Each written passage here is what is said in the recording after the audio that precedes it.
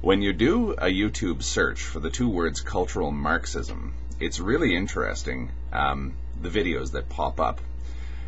You see the cover images of a number of videos on cultural Marxism, sometimes series of videos, of middle-aged, very academic-looking white males wearing blazers and ties, who have lots to say about this phenomenon of cultural Marxism. Invariably, it's hostile, or at least critical of the whole thing. And invariably, they ascribe this to all kinds of quote-unquote politically correct types. They analyze it, trace its roots, this sort of thing.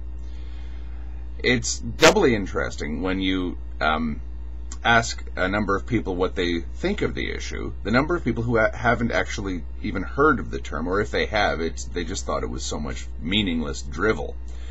And that's interesting in that it brings up the whole issue of being an accomplice without understanding that you're an accomplice to anything.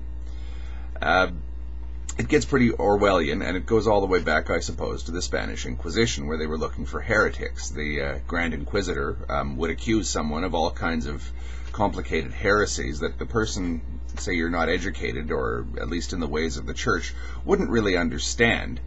But that really didn't matter, because the Inquisitor would say, that's no excuse, you're in league with the devil, you may not know it, but you're one of his minions, and we have to protect ourselves against you. Now, when you're in that kind of a situation, the charges are difficult to answer, simply because you don't grasp what you're being accused of. And cultural Marxism seems to take on that kind of a dimension. Orwell taught that, or at least in his book, he mentioned thought crime, which is something that could creep up on someone, and you would commit thought crime, or you would be a thought criminal, you didn't even have to commit any crime, without understanding or knowing that this was happening. There's elements of this even in McCarthyism, where people were accused of being communist dupes. Now, whatever that is, a communist dupe is someone who's going along with the aims of communism, world communism, this gigantic conspiracy, without understanding that they are. Anyone who's a liberal, anyone who's a counterculturalist or anything like that is a communist dupe, someone who is being manipulated by the communists even though they don't know it.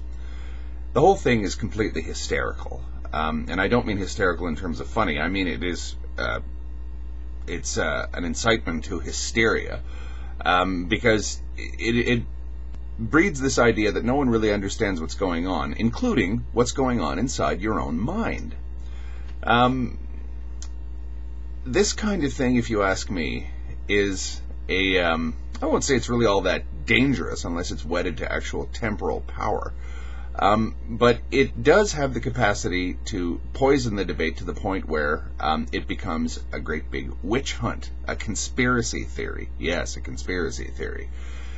Because if you ask me, the only way you can be accused of actual complicity in something is if that you understand what is going on and that you're actively aiding and abetting something. Otherwise, you can't be an accomplice by default. It just seems crazy that anyone should be accused of complicity in a crime that they didn't understand was being committed in the first place.